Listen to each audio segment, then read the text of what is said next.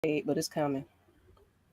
What's up, y'all? This your girl, Miss Maggie T, and this is Red Cup Rants with K-Stylez and Chew Talk Sports.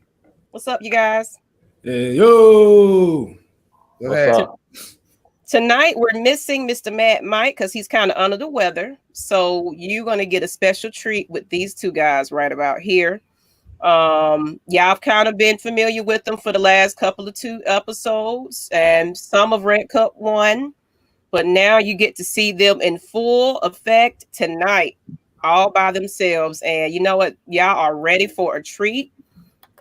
Make sure you guys are jumping in some comments, some topics, because they are, wanting to hear from you this time. But right now, what we're going into today is we're talking about Falcons back in training camp for the 2020 season. So I'm going to jump off, y'all, and let them go. Let's go. You want to go ahead and start it off, Jew? Yeah, man. We're gonna talk about as well. Y'all already know it's your boy Jew. Y'all go sub the channel Jew Talk Sports. But we're going to talk about some training camp, what's been going on in the 2020 training camp. The standout players so far in training camp. It's been a lot going on this week. I've been very impressed with the defense so far in training camp. AJ Terrell has looked really good. Looked confident. He's had a couple of interceptions during training camp. He's been doing a great job of covering Julio Jones and Calvin Ridley. I'm sure you guys already seen the pick that he had on Calvin Ridley. I think it was last weekend, actually, during training camp. He had a pick against Calvin Ridley. But I've been watching the little highlights they have on AtlantaFalcons.com. And he's been definitely deflecting some passes against Julio Jones. And as they say, iron sharpens iron. So I'm very impressed with just his confidence level. He's looked great. As you guys know, when we first drafted AJ Terrell, I thought we kind of reached at first, but after seeing him through these training camps so far, I've been very impressed with the kid. And I understand after hearing Dan Quinn talk about it in his interview this week, his presser, he talked about AJ Terrell, and the reason that they drafted him was because of his ball skills and how aggressive he is at the point of attack, at high pointing the ball. And we got to see that firsthand with that pick that he had against Calvin Ridley. He showed his athletic ability, and he also showed his top end speed to be able to keep up with Calvin Ridley. Because we both know that Calvin Ridley is definitely one of the fastest wide receivers in the game, and one of the best route runners in the game. So he's definitely been one of the standouts in camp on the defensive side of the ball. Another player I kind of want to talk about that's kind of shocked me is Michael Walker. Michael Walker is the linebacker out of Fresno State. He's another guy that's really shocked me so far in camp. I believe he had 2 interceptions so far this week at camp, and he's really looked good. Last week we talked about which linebacker would be paired with Deion Jones. Was it going to be Mafoye Aluakon, or was it going to be Keanu Neal? And Michael Walker has really surprised me. He could actually be one of those guys that could actually pair with Deion Jones as well. He's one of those guys that's kind of been in the shadows. But I really like what I've seen so far out of him. I wasn't too sure with him coming, being drafted, of how well he would cover, and his coverage skills, because a lot of his tape that I've seen was him playing like on the defensive line or playing close to the line. So I didn't see a lot of tape on him in college with his coverage skills, but I've been very impressed with the kid, his ball skills so far in camp. But I want to go ahead and toss it to you, Kevin. Tell me what you think so far in camp. Who's been your standouts, whether it's on the offensive side or the defensive side? Those are 2 young players that really has surprised me so far. Well, defense, like I said, I seen a lot of the swagger come out of him this weekend. Yeah, man. And like you said, iron, boy, this is a sharp ass katana sword going on right now. Yeah, man. But yeah, like I said, he might be the real deal. I know he get a lot of flack for that national championship game against LSU, but hell, couldn't nobody stop LSU. Exactly. What more can you say? Exactly. And like you said with Michael Walker, I seen a couple of his games at Fresno State. Like I said, they out there in the Pac-12, so that's passing league. You got to have speed on that defense or on defense there. So with him and Deion Jones, you got kind of a definition of speed and athleticism there. Right. Now, will he be the starter? Nah. But like I said, he's kind of a guy that you will want to bring in. Few plays here, few plays there. And like I said, let him be your third down, like I said, cover 2 linebacker as well. Most definitely. But how about on the offensive side of the ball, Kevin? Has there been somebody on the offensive side of the ball that kind of impressed you so far at camp? Calvin Ridley. Oh yeah, man, Calvin Ridley, dog. The boy over here looking like Robotron out here. Definitely. I'll say on the offensive side of the ball, I would say Zacchaeus has been the guy, and I did a video earlier this week talking about Zacchaeus. He's been one of those guys that's really impressed me so far at camp on the offensive side of the ball. Just his maturation process from last season to this season. I've seen a lot of clips of him making some nice catches. Whether they're just running little bubble screen plays for him or him running down the field, or he had a nice catch over 2 defenders where he kind of blew past the defender, and it was just like a 9 route, basically. It looked like he just burnt the guy, and he made a nice catch. So he's one of those guys on the offensive side of the ball that's really impressed me so far. So it look like we got a question already. Let's see. I did say this defense reminds them of 2017. Yeah, man. Mm-hmm. I think that's a good comment because I said that earlier in one of my videos on my page. This year, this draft that we've had this year, I really think that this draft is one of the best drafts we've had. From my opinion, of course, we still got to go through the season, so it's kind of early to predict will this draft class be as good as that draft class in 2016, 2017 with Deion Jones, with Grady Jarrett, Keanu Neal. To me, that was probably the best draft class ever. Devondre Campbell and those guys, because they came in and they were able to, contribute right away. And Kevin, when you get rookies that come in, it's kind of hard usually for rookies to step right in as a starter. So I really think that this defense, we do have a ton of players that were drafted that I think can step in, like Marlon Davidson, AJ Terrell. I think those guys can come right in and contribute to the team. Like you was talking about Michael Walker, I really don't think he's going to start either. I think they're going to go with a Foye Oluokun because he's the safe pick and he's been in the system, so he kind of knows the system. But I really think that these guys that we brought in, I really think that they can have a big impact, especially Marlon Davidson on the defensive line pairing with Grady Jarrett. I really think he's going to have a big impact because he's so versatile. You can use him on the outside as a defensive end, and you can use him on the inside next to Grady Jarrett, like as a nose tackle or a 3-tech. And then I also think with AJ Terrell, I've said this from the get-go. When they drafted him with that first-round pick, he's going to be the starter day one. I don't see him not being the starter on the outside, whether he's starting over Isaiah Oliver or whether he's starting over Kendall Sheffield. Personally, I think that they're going to probably try to slide Kendall Sheffield inside unless they go with Darqueze Dennard. He's another player that's been making plays at camp, and he has that experience at the nickel position. So personally, we have so many players on this team, especially on the defensive side of the ball with the depth that we have. We can use a lot of these guys in a lot of different ways. So, but it looks like we have another comment here. So go ahead, Kev. So Bay just try to figure out, said both his picks was on deflections. He said you want to see him break up passes. Hey, you got to get him when you get him. That's right. I mean, a pick is a pick. That's right. A pick is a pick. Exactly. We play a lot of zone coverage. So it's going to be a lot of tip passes and a lot of batted balls. Personally, that's what I think, especially if the defense is getting after, the quarterback. So I don't care how we get the turnover, as long as we get turnovers. Exactly. And shoot, I'll take a deflection pick from anybody any other day. And Somebody else over here was saying they ain't never seen True go as high as AJ Terrell. Like, yeah, that is true. Most definitely. I mean, with True Font didn't have the ball skills. Personally, to me, that AJ Terrell has. And to me, he wasn't the athlete that AJ Terrell is. Trufant was a great player, don't get me wrong. And I think at times, and me and Mike have talked about this, he's talked about on his channel, I don't think that Trufant was always used used to the best of his ability in the system that we run. But to me, if you remember early on, to me, Trufant had a problem with catching the ball.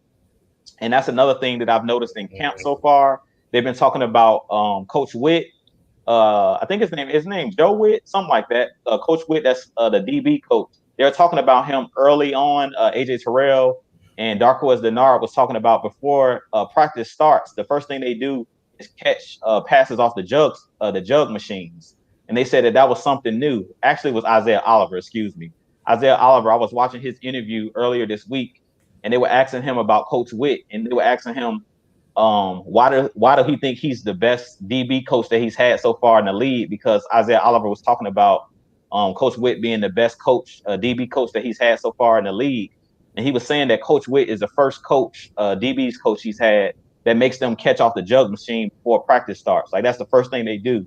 So I think if True would have had that early on, maybe a DB's coach that practiced, them working on catching the ball, because Trufant was always, majority of the time, in position. It was times where he was burnt and things of that nature, but for the most part, he was good at being in position, but he dropped a lot of interceptions. And I think that's the difference between him and AJ Terrell. As I talked about in the past, with AJ Terrell, he actually was an offensive player in high school. He was a wide receiver, and you can tell the way that he high pointed the football against Calvin Ridley there at practice or in training camp that he basically plays the game as a wide receiver still, even though he's a DB. So I think, to me, his ball skills and him being able to high point the ball, he's a little bit better when it comes to catching the football than Trufant was. Even though Trufant was very technically sound and he was a good corner as well. So, well, we're gonna get into this one. Like I said, who you think is the most appreciated player going into the season? The most underappreciated Falcon, I think, heading into the season personally, on the offensive side of the ball, I'll say Brian Hill. I made a video earlier before, like in the off season. I talked about Brian Hill. This is before we actually signed Todd Gurley, because I didn't know we were going to go after a high end running back like Todd Gurley. I didn't even know he was going to be on the market. This was before he got cut. I thought that Brian Hill could possibly be the starter going into this year. I've seen enough out of him last year, and I think that he has the ability to be a starter. Do I think he's like one of the best running backs in the league, or he's that upper echelon type of running back? No, but I think he's one of those guys, if he's given the opportunity, he's kind of one of those diamonds in the rough. A lot of people are overlooking him. Early on, he was cut by the Falcons, and then he was brought back. After, I believe, he signed with the Bengals, I think, for one season. After we cut him, he was on our practice squad for a long time. But Brian Hill is one of those guys that has continually worked on his game. He's a grinder. And one thing I like about Brian Hill is he's a playmaker. Last year, he had a couple plays, a couple touchdowns, but he had a couple nice runs. And he's one of those guys that I think he surprised a lot of people with his speed. Another thing I really like about him is he's a lot bigger than Freeman was. Freeman was a smaller running back, and I think that's why he got nicked up. To me, Brian Hill is a player that can actually run between the tackles, and I've seen him run through contact. And what I look for in a running back is a player that can get yards after contact. That's very important, especially in those short yardage situations that we talked about previously. I think it was like last week on the Red Cup Rants, we talked about how Freeman sometimes will go backwards or go sideways instead of going straight. Sometimes the hole is right there. All he need to do is pick up 2 yards, but he's trying to make the big play.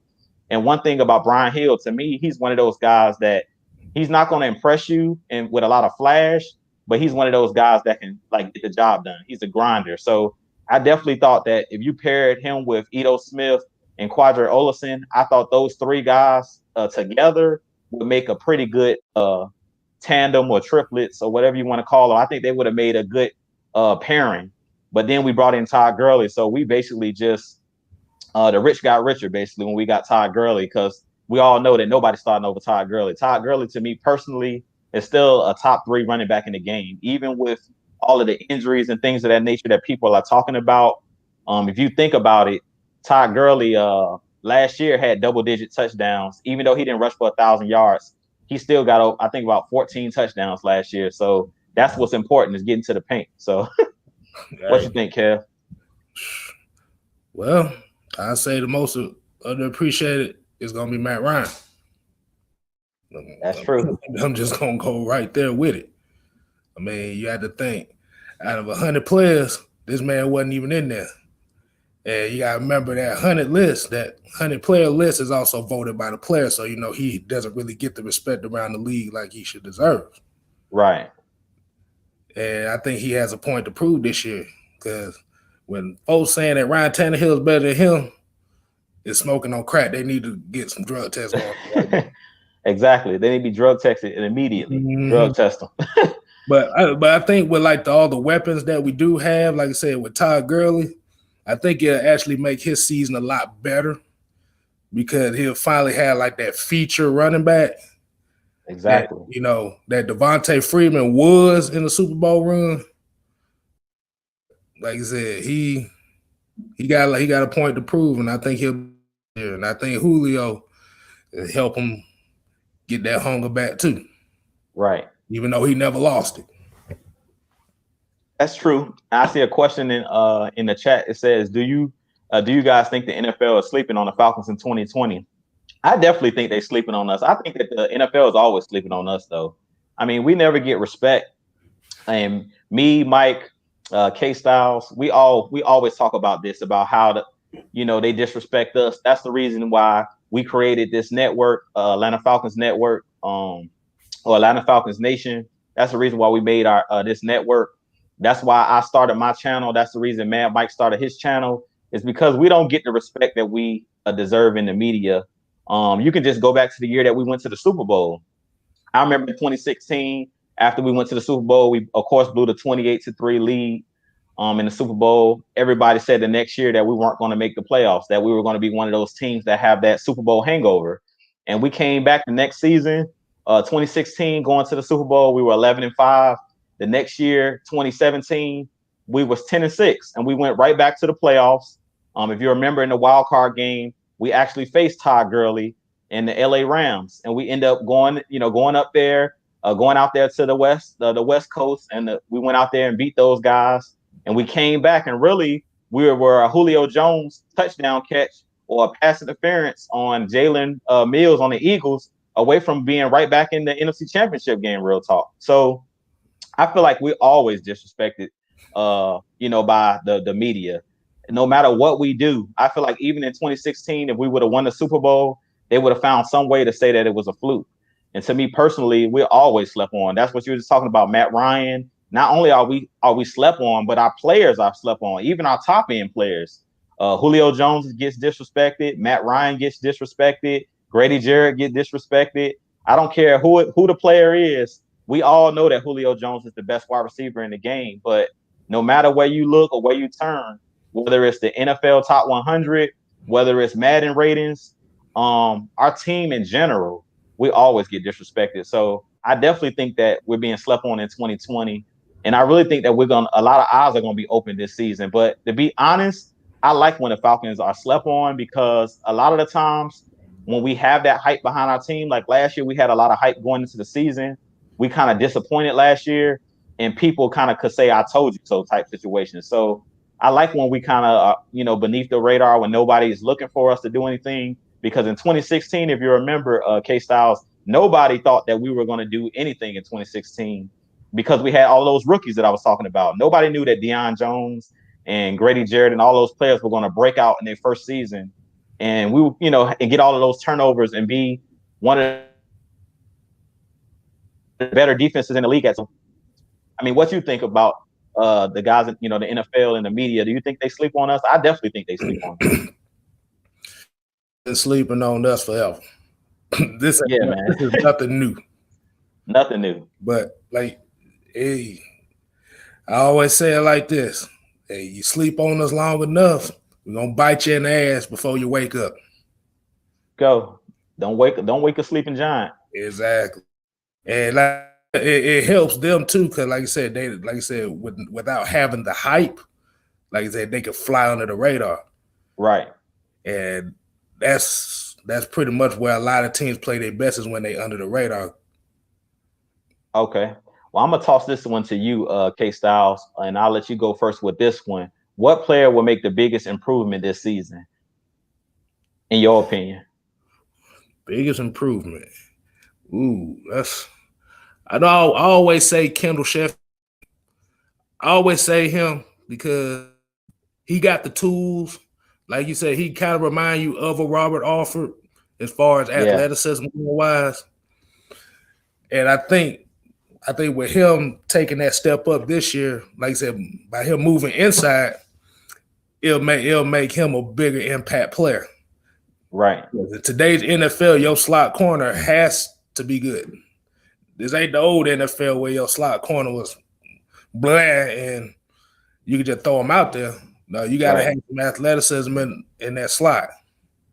Oh yeah, man. I definitely agree with you. Yeah. Definitely agree with you. Well, you done, K-Stylez? Yeah, go ahead. Do your thing. Okay, man. So for me, biggest improvement, you kind of took mine because I was gonna go with Kendall Sheffield as well, but I'll be different on this one, and I'm gonna kind of go left with this one. I think it's gonna be Takk McKinley, and the reason I say Takk McKinley is for the mere fact that he knows that this is it for him. Like if he doesn't show it to us this year, it was kind of like Vic Beasley last year. If he don't show it to us this year, Takk McKinley knows that, you know, this is it. This is his last straw. He has to prove that he can get the 10 sacks. I'm glad that he hasn't come out and said that he's going to cut his dreads. I'm glad that he has got off social media, and I'm kind of glad that he's trimmed it. He looks really good. He trimmed his body down during the pandemic. I'm really proud of him of starting to mature as a player, and I really want to see him take that next step. And I really think that the guys that we brought in are really going to rub off on him. I think the Marlon Davisons, with their aggressiveness, the Dante Fowler Juniors of the world, I really think that those guys are going to rub off on Takk McKinley, and they're going to kind of take some of that pressure off of Takk. Because to me, over the last 2 seasons, to me, Takk and Vic Beasley has been under immense pressure because we didn't have the depth behind those guys. Those guys were pretty much our only pass rushers, other than Adrian Claiborne.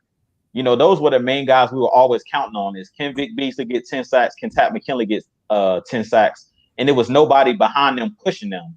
But this year, I think with Charles Harris, with John Kaminsky, with Dante Fowler and all of these guys, I really think that the pressure is going to be on Takk McKinley to kind of put up or shut up type deal. And I really think this year he's going to come out and show his stuff. Knock on wood, I hope he doesn't get injured, because it seems like every year somehow, some way he injures that shoulder. So I really hope that his shoulder holds up this year. I hope he plays smarter, because to me, I always talk about, I'm not worried about Takk McKinley's motor. To me, he has a great motor. My biggest problem with Takk McKinley sometimes is he's ultra aggressive, and sometimes he's so hyped up that he doesn't know how to channel that aggression. And sometimes when you're that hyped up and stuff like that, he gets out of his rush lanes.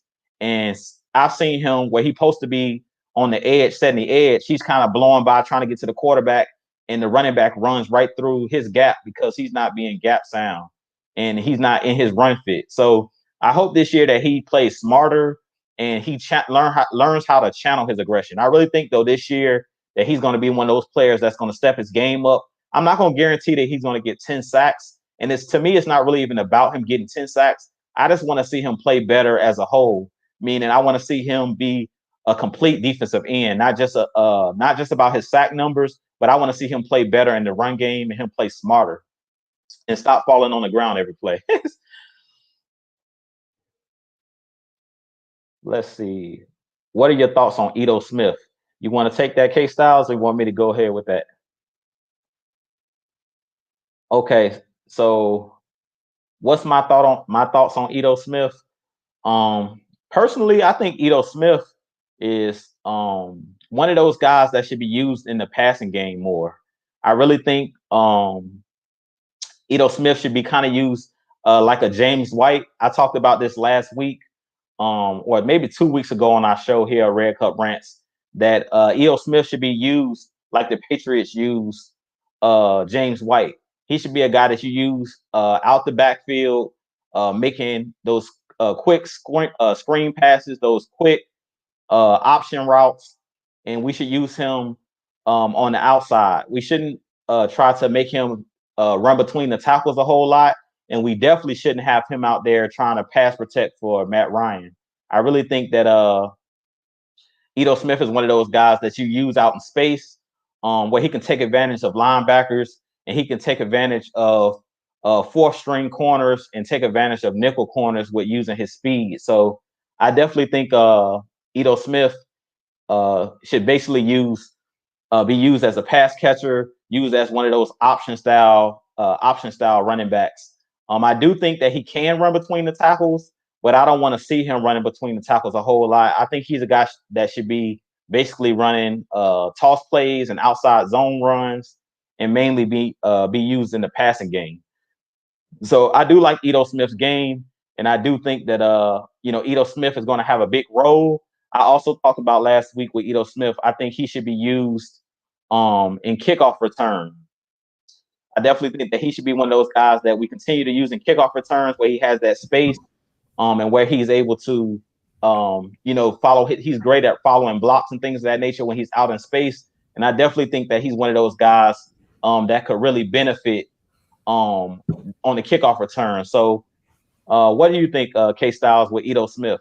I basically said I think that he should be used more like a James White for the Patriots, of catching the football out of the backfield. I definitely don't want to see him pass protecting, because that's what got him injured last year against the Rams, trying to block a linebacker coming with a full head of steam. First of all, I want to apologize. Had some technical difficulties over here. Are you good? But what you said about Ito Smith, yeah, I think he'll be better fit as a returner. Kind of let him get the ball in space. Yeah, because pass protection is that's not what he's good at. That's what you got the other running backs for. But you do want him to have the ball in space. And like you said, that James White, that 6-7 catch a game type of guy. Right. It'd be kind of hard for him to do that, only because you have Todd Gurley, who has versatility, right, to catch passes. But definitely as a change of pace back and a returner, I think that'd be his best case scenario. Most definitely. Yeah, man. But I kind of want to also talk about what are your expectations, K-Stylez, for this upcoming season? We're nearing the first game of the season. We're about 3 weeks out from our first game against Seattle at home. So what are your expectations? Even if you want to talk about maybe who's going to be the starters on the defensive side of the ball, possibly, or just what are your expectations heading into week 1? What are you looking for in that first game? And what do you expect out of our Falcons? Like, what are you expecting them to come out and do? What type of schemes maybe you're expecting them to run? Or what do you just expect out of them this season, starting off the season? Because I really think we need to get out to a quick start. Last year, we started off 1-7. So I think that first game is going to be a tone-setting type game, being that we're facing the likes of a Russell Wilson. And to me, the Seattle Seahawks are one of those NFC teams that seem like they're always in the mix for the Super Bowl, and they're always contenders. So what do you think, K-Stylez? I want to see this play action game going on, because I feel like that's what Matt Ryan play his best game at. Like I said, just to let Todd Gurley run it. Just see how his legs hold up. Definitely. I mean, like I said, we want a W, but we want to see a different mentality. There you go.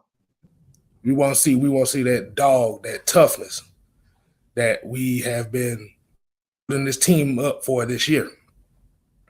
But most definitely. But definitely, I feel like if the Falcons can get that play action game running, let Todd Gurley get a few carries in and get some big home run hits, I think Falcons will be all right this year, offensively. Most definitely, man. I agree. About Julio Jones and Calvin Ridley. I mean, oh man, you already know, man. Our wide receiving core is special. It's special. What to say here? Which game do y'all think will put the league on notice about our Falcons team? He said his is week 4 against Green Bay, Monday Night Football at Lambeau, the frozen tundra.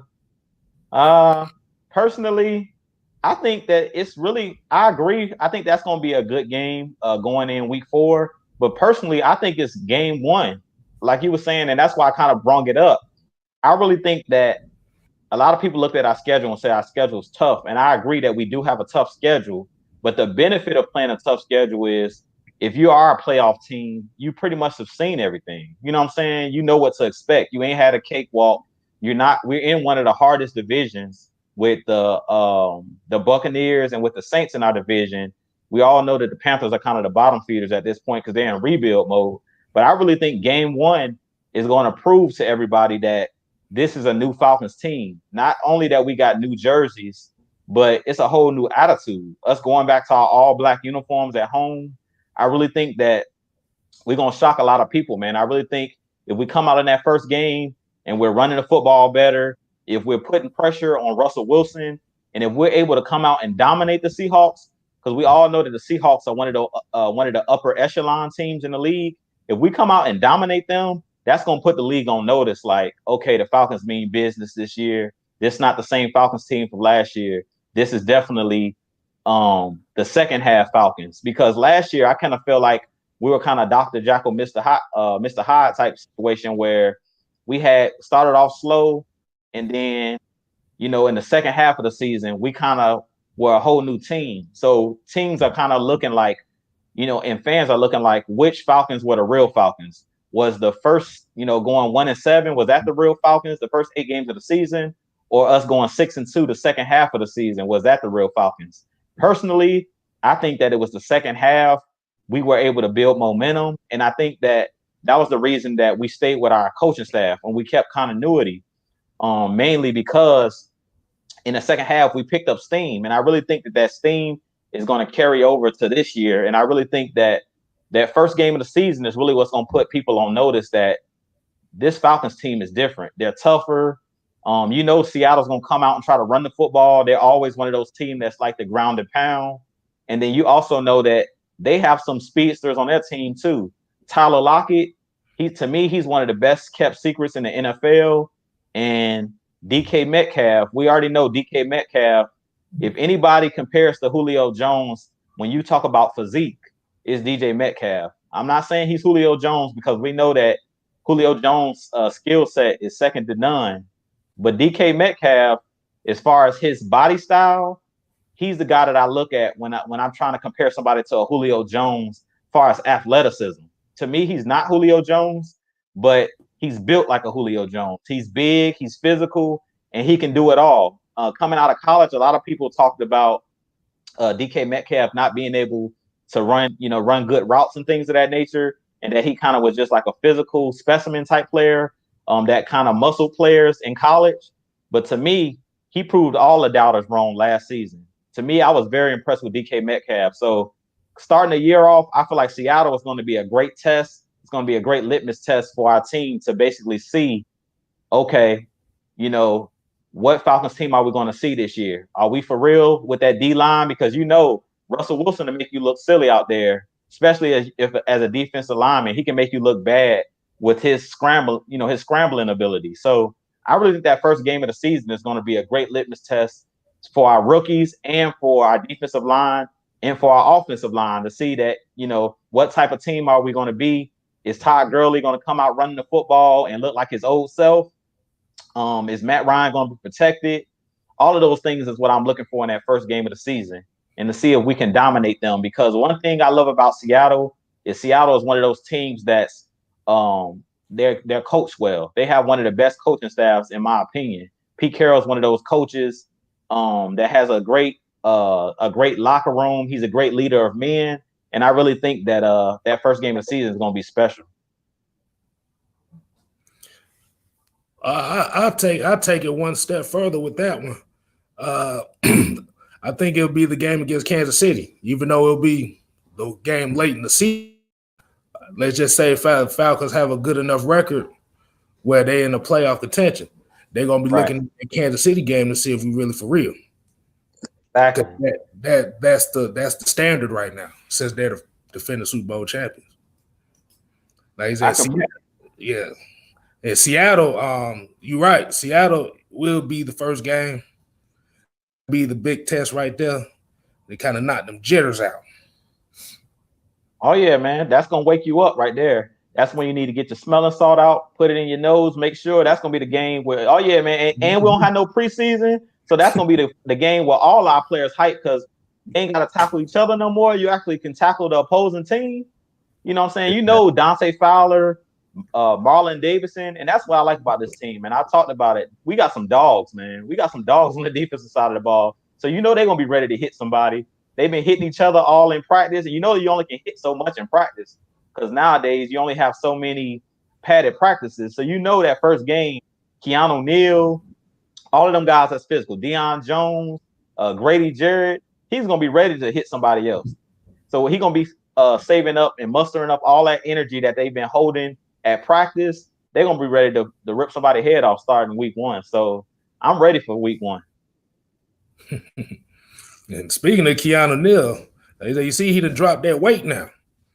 Yeah, man, I heard. I seen that. Yeah, they said big. Yeah, he'd have dropped down. He'd have dropped down to that weight he came in the NFL with. I didn't even know he was up to damn 230. I didn't either, but I know he was built like a freight train. So I knew he had gained some weight, but I didn't know that he said he was like 225, 230. I didn't know he was that big either. But I really think that him being lighter is going to help his lateral quickness. And I think it's good for his joints and things of that nature because, you know, he had all of these lower leg injuries and those lower extremity injuries. And, you know, with the hamstrings and with the ACL injury that he had and the Achilles injury, it's always good to be the lighter you are, the faster you should be able to be. And, you know, that pliability, him being able to move sideline to sideline and things of that nature, I really think that that's going to help him a lot with him dropping that weight, that unnecessary weight. And it looks like he put on more muscle and less, he's carrying less weight. So I really think that that's going to help him out a lot. But I see a question in the chat here. It says, who's got ground on the kickoff return job? Or who's gaining ground? Maybe that's what they mean. Personally, I heard from Dan Quinn, and when he did his interview, he was saying Brandon Powell and the kid Roland that we drafted.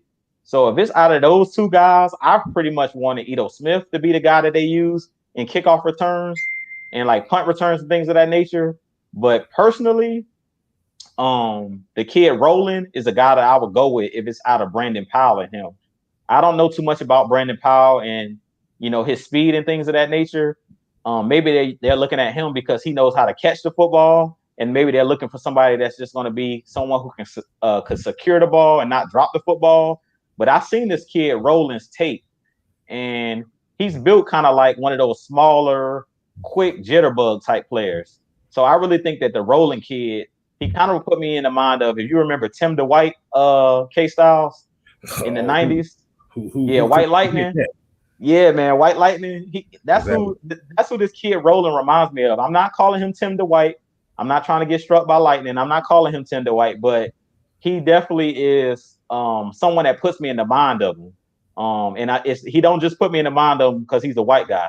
He puts me in the mind of him because if you go watch his tape, the kid is pretty quick, and it looks like he knows what he's doing when he's returning the football. So I don't know too much about Brandon Powell. There you go, Chris Rowland. Yeah, that kid looks like he's no joke. I wish we had a preseason where we can kind of see him in action in the NFL. But if you go watch his college tape, when we drafted him, I kind of went and watched some college tape on him, and the kid looks like he's special. So if it's out of him and Brandon Powell, I would go with Chris Rowland. What you think, K-Stylez? Yeah, you just took the words out of my mouth. Yeah, like he's a bad. Like I said, he has the potential to be a bad boy. Yeah, man. And I'm looking for a big playmaker. Yeah, because that's the one position. That's the one side of the ball. I think is really the most important part of the game is special teams. And you need to switch that field position. I see some big play potential in him. Yeah, man. And I think that's been one of the things that we've kind of overlooked. Special teams seem to always go overlooked, but that's a part of the game that, if you remember when we had Devin Hester later on in his career, when he came to the Falcons, he still had some juice left. He was returning, scoring touchdowns, and I think that's big. And that's why I was really shocked that we didn't bring Kenjon Barner back. I don't know if Kenjon Barner just wanted too much money, because Kenjon Barner last year, he had against the Panthers, he returned one of those punts for a touchdown. And we hadn't had a punt return for a touchdown probably since Devin Hester. So I was really shocked that they didn't bring him back. I know he was one of the running backs that they were using, so I guess they maybe didn't want to keep him on the roster, because he basically would have been on the roster holding up a roster spot to just be like a special teams ace type player. But I would have kept him on the roster because he was a veteran. He didn't drop the football a ton. And to me, when he was out there and he got the opportunities, he actually made plays and he flipped the field for us. So I was really shocked that Kenjon Barner wasn't re-signed by the Falcons. I was really shocked. So I'm thinking maybe he just wanted too much money. I'm not too sure why he wasn't brought back. But if it's out of Brandon Powell and the Chris Rowland cat, I want Chris Rowland back there returning for me. I've seen enough of the Eric Wing and all the guys we had back there, man, that all they were doing was just catching the ball. They were fair catching all day. Like, we need somebody, if you got, a crease, we need you to take that crease and do something with it, man. We need you to flip the field and put Matt Ryan and, those guys on a short field when we can. So special teams is very important. And I think that's one of the things that's been going overlooked over the last couple seasons is our special teams. And we really haven't had that special teams ace type player since Kenjon Barner and since Devin Hester. To me, those guys were like our breakout stars as far as returners. As Eric Weems got older, he lost his speed. And to me, all he would do was fair catch the ball. So he really wasn't an asset to the team. No, you did not just say Eric Weems. Boy, that I call him throw him up, bust him up light. Yeah, man. I mean, he was a fan favorite. I don't know why. I mean, I know earlier in his career, when I remember against the Packers, he had that touchdown, in that playoff game where he had that touchdown, even though the Packers beat us down in that game. That was the year that the Packers won the Super Bowl, and they came to Atlanta and basically demolished us. But he did have a good play in that game. But when we brought him back, he just didn't have his wheels no more, man. So I was like, I didn't know why we brought him back, just to be back there fair catching. To me, anybody you can put back there, all they're going to do is just fair catch every play. So I really didn't see the point of bringing him back. Yeah, he was looking like Jason Garrett's clapping ass. Exactly. Jason Garrett sideline clapping. Exactly. Like this all day. Every play. Like, even if he had space, he would never return it. So I was like, okay. But we have another question in the chat. What are our chances of being top 2 or 1 in the NFC South? I mean, I think we got a great chance. Personally, if you've been tuning in to the Red Cup Rants, and we appreciate you tuning in. We appreciate the question. And if you've been following my channel, definitely go subscribe. Do Talk Sports on YouTube. Go support Mad Mike on YouTube, Mad Mike Sports.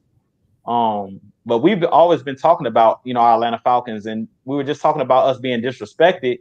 But I believe we are going to win the South. I really think that our chances are very good.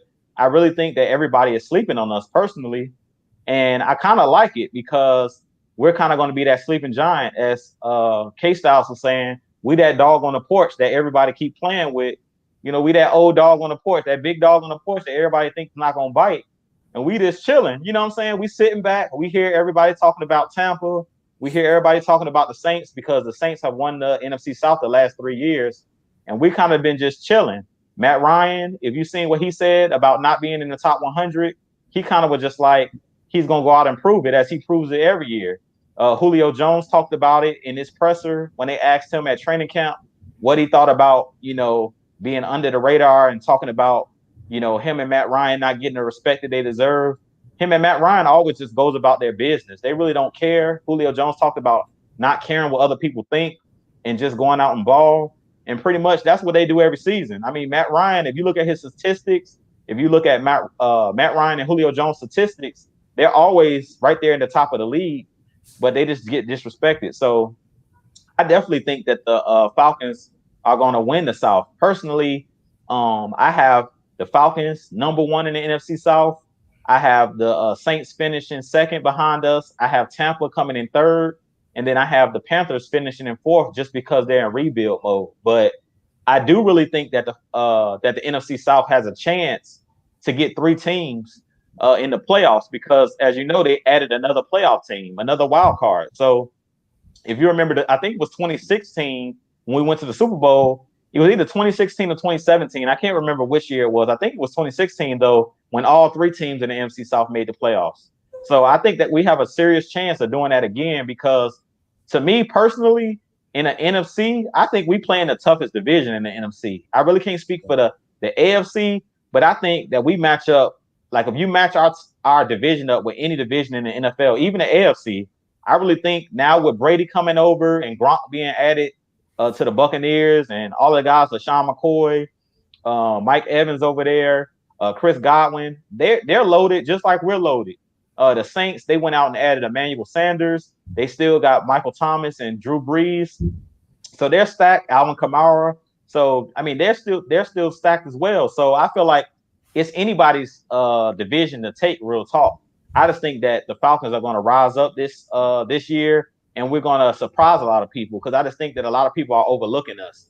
They're looking like we've been 7-9 the last 2 seasons, and they really think that, they think it's sweet. So I think that we're going to really show them this year that it ain't sweet. Well, what do you think, K-Stylez? Hey, grass is always green on the other side, right? Yeah, man. Yeah, I mean, I see it. Like somebody said, the toughest, like you said, the toughest division. It's like every game is a dogfight.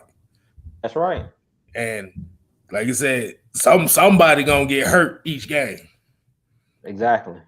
And it's anybody's game. Yeah, and you made a good point of last couple shows ago when you said Tampa Bay, like you said, they're the only team that doesn't really have the chemistry. And like you said, the media hypes it up as this is Tom Brady or Drew Brees' division to take. And like you said, that works in our favor because nobody talk. Like you said about the disrespect. Nobody talking about us. Exactly. That's what I want. That's what I want. We just laying low. We just laying. We chill. We the solid assassins. We laying back chilling. We ain't saying nothing. We just sitting back. They say you always gotta watch the quiet ones, K-Stylez. We just sitting back like we ain't saying nothing. We on mute. We just chilling. We don't even want to be on the radar, bro. We not even a book on the radar. Exactly. You seen the Falcons snatch some prey up? Yeah. You ain't messing with them. But back to my point. But back to my point, being top of the division. I mean, like you said, the expectations ain't there, and you still have the same core team you've had for the last 5 years. And be honest with you, I think the Saints' main problem is they're gonna try to use Taysom Hill too much, and that's gonna mess their whole team chemistry up. So yeah, I could see us winning the division this year. Yeah, man. I mean, I think the same thing that you said. I think you're right, man. And Carolina, like you said, Carolina rebuilding. Right now, it's Christian McCaffrey and everybody else. And until they can't do it. We got it. Yeah, man. They in rebuild mode. Carolina, I respect Teddy Bridgewater, but to me, he's just more of a game manager. He's not gonna win you the game, and he's not gonna lose you the game. And if you remember last year when Teddy Bridgewater was playing with the Saints, I think he went like 5-0 or something like that when Drew Brees was out with that thumb injury. And that's because he was just out there chilling. Like he was out there throwing a little screen passes to Kamara. He was throwing a little short passes, letting as we call him, Slant Thomas do his thing. And yeah, man, he was letting Slant Thomas do his thing. And he kind of just managed the football game. He didn't throw a bunch of picks or anything like that. He's not going to do something because he doesn't have the arm strength, really. He's one of those guys that kind of throws the short passes. And a lot of people, I think, misjudge Teddy Bridgewater. To me, Teddy Bridgewater is a player kind of like Chad Pennington. Do you remember Chad Pennington that was with the Jets? I done seen so much shit about Chad Pennington. Yeah, man. That's who Teddy Bridgewater reminds me of, because Chad Pennington was one of those guys that he could win you football games, but he was just not one of those guys that had the strongest arm. And it's kind of like an Alex Smith type deal too. Like Alex Smith just came back with the Washington football team, he's one of those guys where he more just manages the game. He doesn't, electrify you with anything that he does, but at the same time, he's just kind of vanilla. He just average. You know what I'm saying? He goes out and he does his thing. So I feel the same way that you feel about Carolina. Is like it's the Christian McCaffrey show. And now that Luke Kuechly just retired, he was really that staple on defense. So without Luke Kuechly, without Julius Peppers, who retired a year or two ago, and without Thomas Davis, they're basically going through a full makeover. You know what I'm saying? Their whole team, they're trying to build around that defense around Derrick Brown. So I definitely think that we have a chance to take the South. And I definitely don't even think the Panthers are going to contend this year because they have a whole new coaching staff. And like I was saying when you were saying about Tampa, the continuity side of it, I agree with you. The continuity is very important. I think a lot of people are sleeping on that. When it comes to the Buccaneers, I think they're just looking at Tom Brady, but what they're not looking at is Tom Brady has never played anywhere but New England. And mainly he's been playing under that same offensive system with Josh McDaniels. And, he's used to having great defenses as well.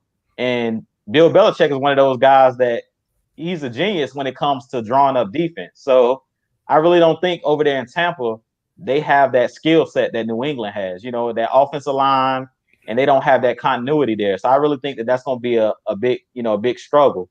But I see another question in the chat. Says, what should the Falcons do with Deidre Sanat? I'll go ahead and let you take that one first if you want to take that, K-Stylez. If not, I'll go with it. I'll take it. Go ahead. That's a tough one because that was one of my favorite guys coming into the draft. It's just the problem is you have so much depth there at that nose tackle, defensive tackle spot that's really kind of hard for him to play. Because you look at what they got right there. What you gonna do with them? Exactly. It's just kind of like one of those things where it's like it's unfortunate that they done built up this defensive tackle spot. It's like, hey, you might have to just cut bait with them. It's hard for me to say it. Yeah, man. I mean, personally, I think with Deidre Sanat, I would keep him. My biggest problem with Dan Quinn is giving players chances and opportunities to show what they got. Because to me, a lot last year, we was 1-7. What do you have to lose? Throw some of these players out there and see what they can do. I mean, you might find a diamond in the rough, like I talked about. Nobody expected Grady Jarrett to be Grady Jarrett. Like, we see Grady Jarrett now and we like, he the one of the best in the league. But he was given that opportunity to kind of show us what he could do. You know what I'm saying? And to me, Deidre Sanat, to me personally, I don't feel like he's gotten a fair shake. I feel like Dan Quinn, he kind of like trusts certain players. Like after we made the Super Bowl, I feel like he kind of just put all his trust. He put all of his trust or all his eggs in the basket of the players that got us to the Super Bowl. And I feel like the best thing that you can have on a defensive line, and we've talked about this on our previous shows, is depth. So I would throw Deidre Sanat out there because he's a fresh body. Give Grady Jarrett a breather at times. Let him go on the sideline, get some Gatorade. Let him go over there and suck on some oxygen. You know how you be seeing them on the side? They take their helmets off, the steam be coming off their head. Let them go over there and sit with the fan and just relax on the bench and throw Deidre Sanat in there because sometimes you got somebody on the sideline juiced up, angry, and ready to go out there and prove themselves. And I don't know if you've seen Deidre Sanat working out during the pandemic, but I seen the video with him like on a bar doing pull-ups, and they were hitting him with a medicine ball in the chest. He was looking like a straight dog out there, a straight beast. So I feel like throw him out there and see what he can do. I mean, at worst, we were 1-7. We had nothing to lose. And I feel like this year we have nothing to lose. Even if you have to make a player sit out for a game. When we were 1-7, I felt like have somebody else that normally dress sit out, put them in a little sweatsuit and or a Falcons hoodie, put them on the sideline with a clipboard and throw Deidre Sanat out there and see what he can do. Because you never know. He might came out there and ball. So I hate when they say a player is not showing anything in practice. Like some players need the bright lights. You know what I'm saying? Some players are not practice players. Some players are like when they rise to the occasion. When it's time and the spotlight is on them and you put them out there on the field, that's when they can show their stuff. You know what I'm saying? So I really think that we don't know what Deidre Sanat is right now because we haven't seen him play enough.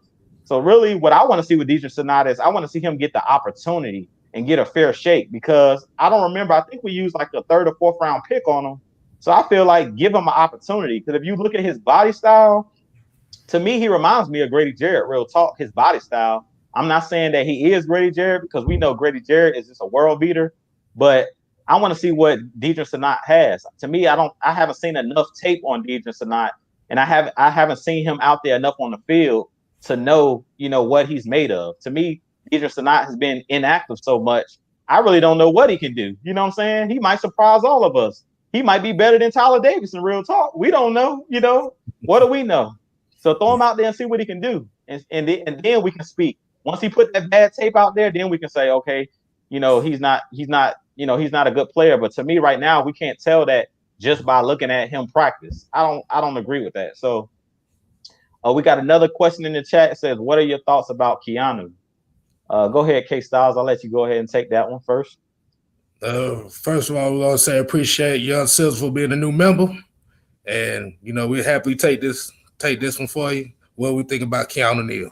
Well, I think, like we said earlier, with him shedding that weight, playing down to his college weight, 211, 212, I think you're going to see the old Keanu Neal back prior to the injuries.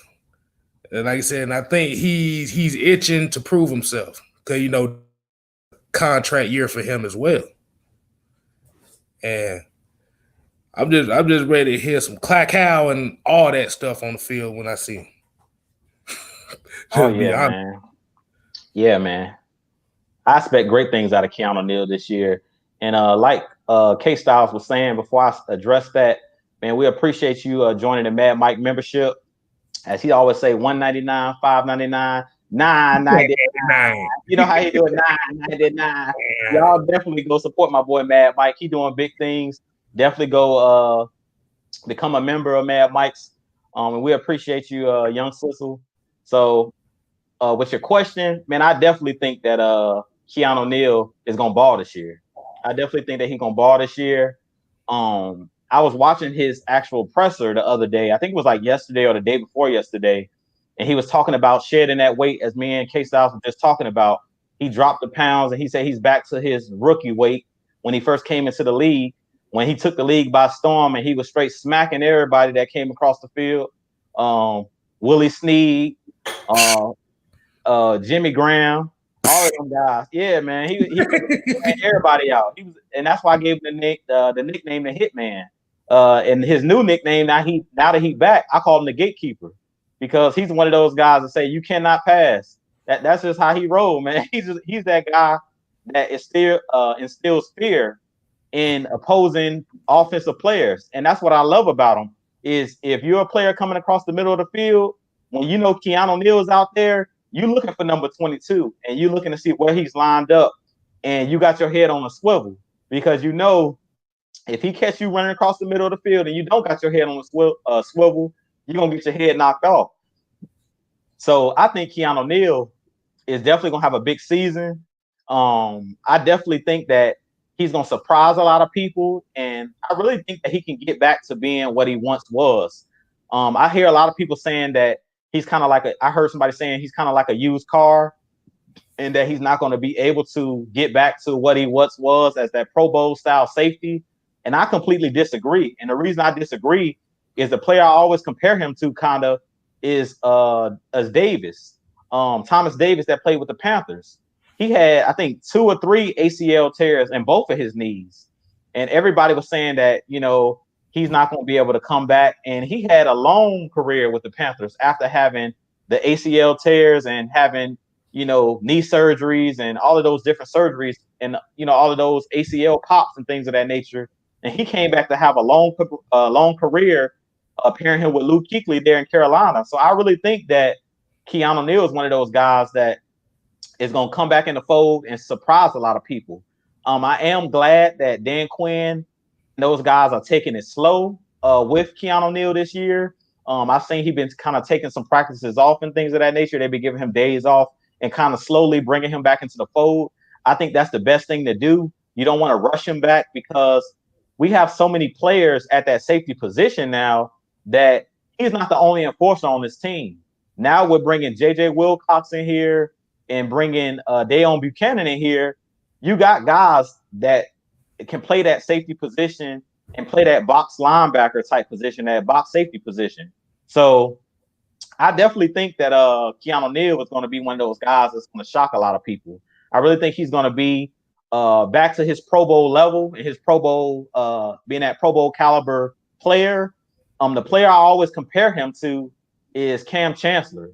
Originally coming into the league, he went and worked out with Cam Chancellor. And personally, I grew up knowing Cam Chancellor. We actually went to the same high school. So he puts me in the mind a lot of Cam Chancellor, because one thing a lot of people don't know about Cam Chancellor is on the field, he's a dog. But off the field, Cam Chancellor is one of the quietest people you will ever meet. He's really humble, very quiet, don't say a lot. But when he's on that field, he turned into another animal. And that's what I feel about Keanu Neal. He's the same type of player as a Bam Bam, is what they call him in Seattle. He was that lion for that defense in Seattle. And I feel the same way about Keanu Neal. Keanu Neal is that enforcer on our team. And I feel like if you remember when Cam Chancellor sat out, I don't remember what year that was. He sat out the first 2 games of the season because he was disputing his contract. He was trying to get that big deal. And Seattle ended up starting the year off 0-2. And they were basically forced to pay Cam Chancellor because, yeah, they did have Earl Thomas. Yeah, they did still have Richard Sherman on the outside, but none of those players brought that physicality that Cam Chancellor brought to the game. And I feel like that's the same thing that we were missing last year with Keanu Neal the last 2 seasons with him being injured. We missed that physicality. And that's what me and Mad Mike and K-Stylez been talking about. We talked about it last week, that Keanu Neal brings that physicality to our team. And that's something that we definitely need. We need those intimidators on this team. So I really think that him coming back this year is going to be big for us, man. When you see him, just think of NFL blitz. That's all I gotta say. Exactly. Think of NFL blitz and start praying. Make sure you have your head on the swivel, because if you don't, you're gonna be seeing birds. You know how when you get hit, you see on cartoons where the birds be going in circles, or you be seeing stars. That's what literally is going to happen if you don't have your head on the swivel when you try to run across the middle blindly and stretch out for a pass or stretch out for a catch and think that Keanu Neal is going to sit back and just let you catch it. He's a heat-seeking missile, and he is going to land. He's a land shark. And just know you bait. When he see you, he going to lay that wood on you. So you better have your head on the swivel. So they don't see birds, they see falcons. Exactly. They're going to see birds for real. They're going to see falcons, exactly. Somebody says, what do y'all think about AJ Terrell so far? Go ahead, K-Styles. I'll let you go ahead with that one. That's all I got. I love it. I mean, like you said, he got the swagger. That's a swagger. That's a swagger missing at that position really since D'Angelo Hall. Yeah, man. So you remember D'Angelo Hall, he wasn't always the greatest corner, but, he always had that confidence. And, exactly. Position, you gotta have that confidence, and like you said, iron sharpens iron.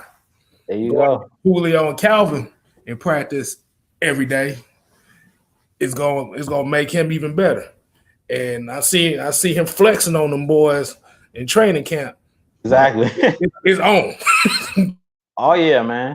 And that's what I talked about, man. With him playing at Clemson, he's a guy that's not afraid of the spotlight. He's not afraid of the big moments because he's been in those big moments. Even though Jamar Chase was cooking him in that LSU versus Clemson championship game, LSU was cooking everybody, and Jamar Chase was cooking everybody. So I mean, to me, one thing that I like about AJ Terrell is he's a player that's not going to back down, and he's been showing that in camp, going up against Julio Jones and Calvin Ridley, arguably the best tandem in the NFL. He's not afraid to go up against the best. And you see him at camp flexing on those guys, competing. And I've seen him get beat a couple times. Like I've seen after he, flexed on Calvin Ridley, the next day, Calvin Ridley hit him with one of those stop and go routes and killed him. Came back and had AJ Terrell shook. But at the same time, he's a competitor. And that's what Dan Quinn's been talking about. When you're on the outside and you play that cornerback position in the NFL, you're going to get beat. We all know that. Deion Sanders has been beat. The best of the best get beat. It's about being able to forget that play and moving on to the next play and saying, I'm gonna go out there and get him on the next go round.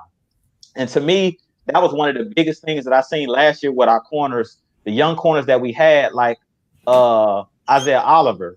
To me, Isaiah Oliver last year, sometimes when they caught passes against him, you really could see that early on, not just Isaiah Oliver, but mainly Isaiah Oliver, you seen kind of like he was deflated early on when we started 1-7. A lot of the times when, he gave up a big play, he kind of held his head down instead of just going to the next play and being that competitor, like, okay, you got me on that one, but let's go again type situation.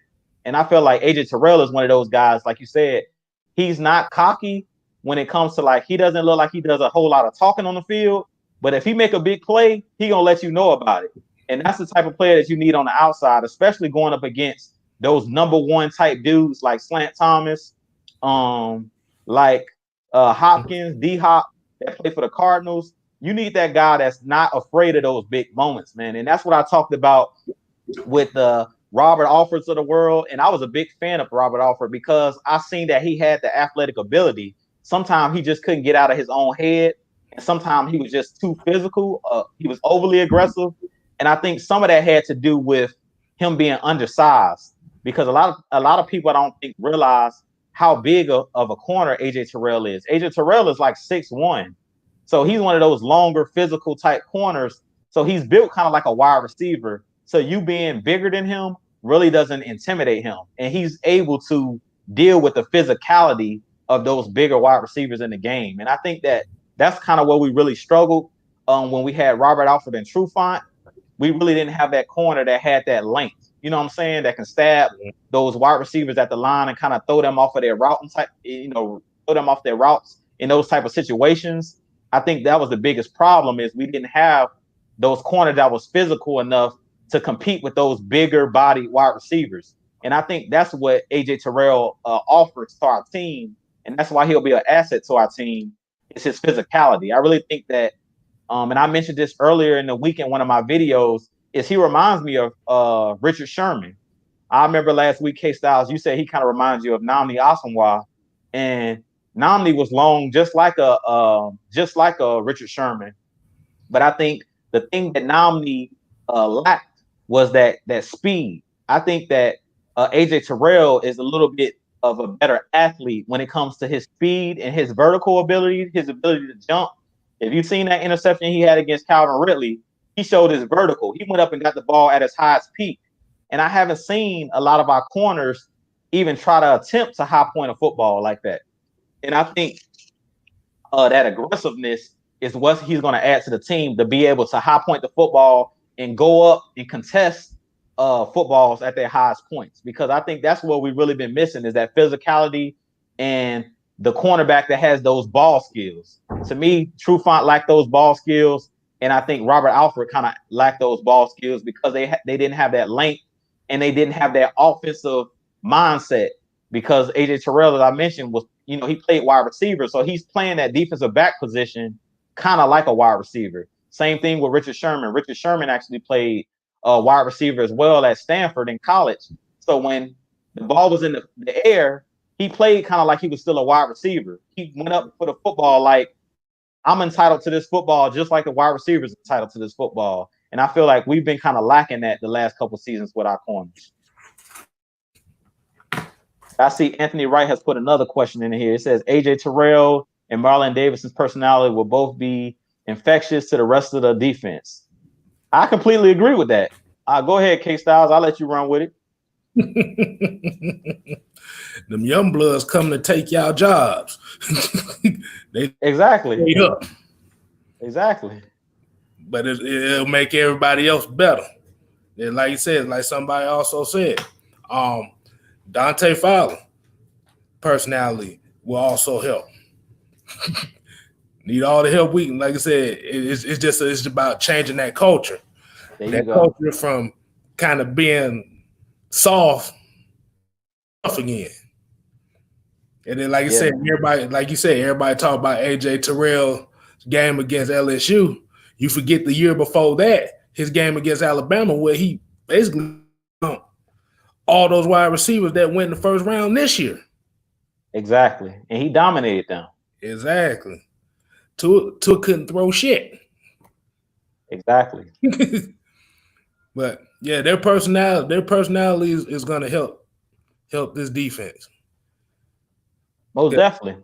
Because you want to mix them veterans with that young blood, especially that young blood that's hungry. Oh yeah. Well, I seen when Marlon Davidson came, when he was at the combine, and he was just talking about putting his hands on somebody and not getting arrested for it. And when I heard something like that, I was like, oh Lord, we got a borderline criminal on our team. He ain't scared. And I love what he was saying. When I seen that, I was like, that's probably what made Dan Quinn say, yeah, that's what we taking. If he's still on the board, we definitely going after that. Because we need some guys out here that's gonna be like some hoodlums. We need some guys that's gonna come in here and not be afraid, man, be aggressive. Because we've been missing that aggressiveness on this team. And I really think that AJ Terrell, Marlon Davidson, I really think that their attitude is going to rub off on the other players. And to me, those guys are playmakers. And you need those playmakers, those guys that come in and have that swagger. And that's what I said about this group that we brought in. I kind of agree that the one fan that put the question in the chat talking about the 2017 defense. I kind of agree with that person that put that in the chat about the defense there when we had those rookies with Deion Jones, Grady Jarrett, Devondre Campbell. Those guys came in with that swagger, like we're going to be the starters. Because if you remember that year, we started the year off with Sean Weatherspoon, who was a fan favorite. I love Sean Weatherspoon when he was in this prime. And we had, D-Block, Spoon. All you would hear is Spoon when he made a play. And, he had this little dance. He had that swagger. But when Deion Jones and when Devondre Campbell came in, at the time, we had Paul Warlow and Sean Weatherspoon. They started that first game against Tampa in 2016. I was at that football game, the season opener, when Tampa basically blew us out our stadium. They basically came in there and Jameis made us look silly. And that next game, they threw those young boys in there. They said, well, we might as well. And that's what I was talking about with Deidre tonight, is that Dan Quinn said, hey, look, man, we're going to go ahead. We seen what Paul Warlow could do in 2015, which was Dan Quinn's first season. And we seen what Sean Weatherspoon was and what he still had. And he still was a quality linebacker. But he said, look, we're going to give these young guys a chance. I'm going to throw Deion Jones in there. We're going to throw Devondre Campbell in there. We're going to throw these guys in the fire and see what they do. And those guys perform well under that pressure. You know what I'm saying? And that's what I was talking about with players performing at practice. You never really know what you have until you put those guys in those pressure situations. You put those guys out there on the field and allow those guys to make plays. And I really feel like with these young guys, AJ Terrell, Marlon Davidson, even Matt Hennessy on the offensive side of the ball, I feel like all of those guys by season's end or by mid-season, I really think that those guys are going to take over those starting roles. Like, I really think that Marlon Davidson is going to surpass Tyler Davidson. And I really think that AJ Terrell, if they don't start him game one, which I think they're going to start him because he's showing out in training camp so much that it's like, how can you keep that talent that you're seeing every day in practice off the field? You know what I'm saying? He's just performing so well that I think they're not going to have no choice but to throw those young guys out there and let them ball, because I really think that those guys' attitude is going to be infectious. It's really going to, rub off on those other players on the defense. And like you said, I really think that they're going to change the culture of us being kind of soft on the front, on that defensive line, and kind of adding that toughness to that defensive line. But we got another question in the chat. It says, y'all think Foye Olakun can replace Campbell? Personally, I think, yeah. I really think that he can. And we talked about this a little bit last week. I love Devondre Campbell. I think Devondre Campbell early on was one of those guys, if you used him correctly, and what he should have been used for mainly was run stoppage and used as a blitzer. Where he struggled was in coverage. And we've talked about this numerous times. K-Stylez, Mad Mike, about Devondre Campbell was not the guy that you wanted out there on the field thinking a lot. And I think last year he was doing way too much thinking. He wasn't out there performing and going out there and playing full speed. and he was out, caught in the middle of no man's land a lot of times because he was out there thinking too much and not just playing. So I think after Jeff Ulbrich and after Coach Morris took over the defense in the second half of the season, I think they used Devondre Campbell better in the second half of the season, with allowing him to be one of those guys that play close to the line, allowing him to blitz the quarterback, and allowing him to stop the run, because that was what that's what made him great to me. That's what made him great, and that's really what could have got him another contract. I really feel like he didn't get another contract because he couldn't cover tight ends and running backs. To me, that was the biggest issue with Devondre Campbell, is he struggled out in space. But when he was up on the line, he did a great job of blitzing, and he did a great job of stopping the run. He led the team in tackles. So I think, Devondre Campbell was a solid player. I just think he struggled. His Achilles heel was really his coverage skills.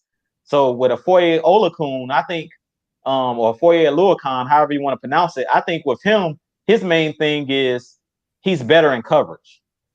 He's one of those guys that plays safety at Yale when he was in college, and he has that ability, because he plays safety, to cover tight ends and cover running backs. And I feel like he runs better in space, sideline to sideline, than a Devondre Campbell. He's a lot faster than Devondre Campbell, and he's a little bit lighter than Devondre Campbell. We were just talking about that with Keanu Neal. Debo and Afoye Oluokun are those guys that they're kind of lighter. They're on the lighter end when it comes to those linebacker type players. So I really think that Afoye definitely can come in, being that he's been under this system for 3 years now. He should be well versed in everything to be able to come right in and be that starter. He talked about it in his presser that he's been watching tape of Devondre Campbell. He's been watching tape of the better coverage linebackers in the league, and he's been doing his homework. So I definitely think Afoye Oluokun is definitely one of those guys that's physical. And to me, he's one of the standouts last year on special teams. I don't know if you remember that game against the Saints, but I think he recovered like 2 of those onside kicks. And he was one of those guys that went after the football. And, all Dan Quinn teaches on the defensive side is go after the football. The football is the most important thing. So I definitely can see Afoye Oluokun being one of those guys that's going to force fumbles and it's going to be better running sideline to sideline and possibly getting some tackles for loss, where Devondre Campbell kind of struggled due to him not being one of the better players or one of the smarter players. Because, if you went to Yale, you got to be smart to go to one of those schools like Yale that's in the Ivy League. So I know Afoye Oluokun is probably one of the smartest players on our team.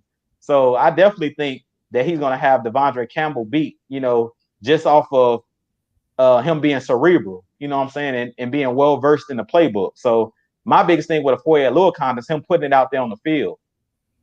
Well, what you think, K-Style? Yeah, he has to be. Yeah, he has to put it out on the field. Like I said, he's built to be the starter. And like you said, Campbell, I like Campbell.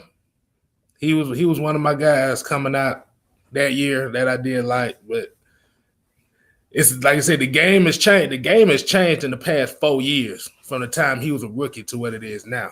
They passed way more now than when he was a rookie. And I think that's where it kind of got exposed at. Like today's NFL, you got to have those lighter linebackers or linebackers that can cover, period. And like you said, Oluokun, like I said, playing at Yale at safety, yeah, he can cover his ass off. Oh yeah, man, he had that speed. Mm-hmm. You gonna see the flash running right by your ass. Exactly. But yeah, like I said, Campbell did what he could. It was just time for them just to go to a more faster direction. That's especially why they brought Michael Walker in, just to be another fast linebacker. Right. You gotta have those nowadays. If your linebackers are slow as hell, this ain't 2003 when.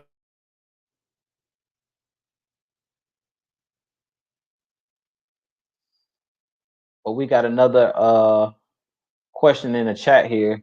It says, I saw on an article that they had rookie Jalen Hawkins at cornerback. Thoughts on that? Personally, Jalen Hawkins being that corner, I think they have to kind of try to see what he's able to do because we've signed so many safeties at this point. I think they kind of have to, see what Jalen Hawkins has other than playing that safety position because we're kind of, deep at that safety position. So personally, I think Jalen Hawkins, um, they're basically trying to see if he has the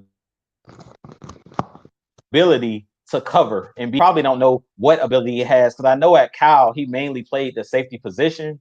So personally, I'm not too sure what to think about Jalen Hawkins being used as a corner, but I mainly think that they may be trying him out the corner position because they know we're way too deep right now at that safety position. So if Jalen Hawkins wants to make this roster, I really think that he's going to either have to try to play some cornerback or some DB, or I think that he's going to have to be a standout as a special teamer. That's the only way I see Jalen Hawkins getting any playing time. Unless, knock on wood, somebody goes down with injury, which we definitely don't want to see anybody get injured again this season. But, other than injury, I think they want to see what Jalen Hawkins has because we're so deep at that position. Like I was just talking about, we have Ricardo Allen, we have Keanu Neal, Deon Buchanan. So we still have JJ Wilcox that we just signed. So we have like 4 or 5 safeties right there, not even counting Jayhawk. Now I have heard some good things about Jalen Hawkins. From the coming out of camp, they were asking Keanu Neal about him, and Keanu Neal said he think the kid is special, that he could be special in this league. And the kid, from what I've seen in his tape, his collegiate tape, I seen him make a one-handed interception at Cal, so it was like an Odell Beckham type catch. So if he bringing that to the table, we may have another Demonte Casey sighting on our hands. So if he's a ball hawk, something like that, I definitely could see him being kept on the roster, maybe on the practice squad until he can get to the active roster. Because right now, I really don't see Jalen Hawkins being getting any playing time at safety unless somebody goes down with injury because we got so many veterans at that position. That's mainly probably the reason why they even trying him at cornerback to see if he can play that position. Because a lot of our guys that we have in the secondary, especially now on this particular team, are interchangeable. Like I know Ricardo Allen coming in, he was a cornerback and he was actually converted to safety. So I think they're trying to do the same thing with a Jalen Hawkins. They're probably trying to see what he can do because Casey coming in also was a cornerback and they converted him to safety. So they're probably trying to do the same thing with a Jalen Hawkins. Let's see what he has. Let's see if he can convert from safety to corner. And you might be surprised. He might surprise you and turn out to be, a decent cornerback. So they probably just trying him at that position because we're so deep at the safety position. But what you think, K-Stylez? Jalen Hawkins, that's my favorite. That was one of my favorite players coming into this year, especially at corner. Yeah, he got the ball skills to do it. I seen that tape you was talking about with the one-handed interception, and I seen him make some hits too. Yeah. So he's definitely a guy that you could use as what they call the big nickel corner. Right. That slot corner that just basically another linebacker. I could definitely see him playing that role. And hey, I'm just ready to see him bust some heads out there. Yeah, man. And that's what I talked about, man. We so doggone deep on this team, man. There's so many guys that we haven't even talked about on the Red Cup Rants too, because we're so deep. Like, I really don't know. We might have to cut some assets, like some good players, because we're so deep this year. Like, we haven't even talked about Josh Hawkins. It's another guy that we brought in that played in the XFL, and he has the last name Hawkins as well. And I've seen some of his tape, and he's one of those guys that plays cornerback as well. So we have 2 Jayhawks on this team, and that's crazy, the amount of depth and amount of good assets we have on the team. So, but it's about almost time for us to get ready to wrap up, K-Stylez. So I'll kick it to you if you want to go ahead, if you have a parting shot. This is gonna be kind of like a two-parter. My first thing is gonna say to everybody, like I said, I always say, just stay safe out here and protect yourself and protect your family. And another thing is, like I said, I might do a documentary on. I don't know if you remember this Falcon player, but Jamal Anderson, the defensive end. I'm gonna do a documentary called "What Happened If He Got a Sack." Yeah, man, I remember him. but on serious note, like I said, just protect yourself, protect your family, protect your energy. And I'll pass it on to you. Yeah, man. I was talking to my wife on my way home from work, man, and I was just talking about, my wife's getting ready. She's actually a teacher. She's getting ready to start back to school on Monday, and the kids are going back, face to face. And how you was talking about staying safe. We were talking about, I was tying it into the football season and telling her, like, I really hope that this pandemic and the outbreak of the coronavirus or COVID-19 doesn't spread, man. I really hope that we can have a football season. You can tell that we're passionate about the game. That's why we get up here every Friday to talk about our Falcons. And I just hope that, everybody stays safe out here. What I don't want is one of the players to actually catch it and then it becomes serious. You know what I'm saying? They go into the hospital or something like that, or somebody's life ends up being at risk because we want to be entertained, because they have families as well as we have families. And I've been loving the NBA, the restart of the NBA. I've been watching the playoff games and stuff like that, and I've really enjoyed it. And I think that the NBA did a good job of doing the bubble and stuff like that. And I wish the NFL had a way that they could kind of do a bubble or something like that. But it's just too many teams to do a bubble, and it's too many players to put all of those players in one venue. Like how they were able to do basketball. It's not as many players in the basketball, so they were able to do that bubble, and they're doing the same thing in the NHL. So I just hope that when the season starts, like I hope that the Falcons are not doing well and like killing, and then all of a sudden the season is interrupted because of COVID-19. So I really hope that once the season starts, that all the players, stays COVID free and nobody gets, sick or nothing like that. Because at the end of the day, we love it for the entertainment value. We're diehard fans and stuff like that. And we bleed red and black all day. But at the same time, we bleed red and black in that ATL. But I just hope that, nobody gets sick. I hope, because none of our Falcons players opted out, I just hope that none of them have like small children or have somebody elderly that they pass it on to. Like if they do catch it, I hope that they're taking it serious. And I hope these young players are smart and they're not going into like the nightclubs and stuff like that, or going out on dates. Like we've seen the one Seattle player, how he tried to sneak a girl into the hotel and he ended up getting cut. I hope that we don't have one of those situations where, these guys do something reckless, like have a house party or something like that, and then they spread COVID-19 to, somebody that they love or to somebody on the team, and it becomes serious. Because some of these coaches, they're up there in age. I don't know how old Dan Quinn is, but I believe we have some older coaches on our staff. Like I know Dirk Cutter is not a spring chicken. So I hope that, we don't pass nothing. They don't pass nothing on. And I hope that we have a full NFL season. And I'll leave it at that. Got cut for the cutty. Look, we was trying to get him a little bit. But I want to do a little housekeeping. Just letting you guys know, everybody that's been watching this show, make sure you continue to subscribe to Mad Mike Sports. We appreciate y'all getting him to 4,000 subscribers. That's like a milestone for him, definitely. Make sure you also join his membership. Keep that coming, as well as support Juice Talk Sports. Now, I saw someone in the comments asking, does Kevin or K-Stylez has a channel? Not yet, but it's in the making. Trust and believe. But for now, follow him on Strictly Prohibited Network and Mad Mike Sports, because these guys will be here every Friday with or without Mike. But tonight they show out, and I'm so proud of them. But make sure y'all tuning in to the channel every Friday, as well as we have another Red Cup Rants on Tuesdays. And then we have our Lust Exchange with me and Miss Nikki V on Thursday night. So we got a lot of things coming.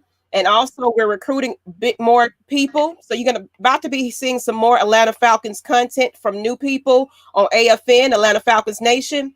Look, keep tuning in because we got more for y'all. If y'all enjoyed this, let them know. Send some super chats. Subscribe to that membership to keep them going. But we appreciate y'all. We about to be out, though.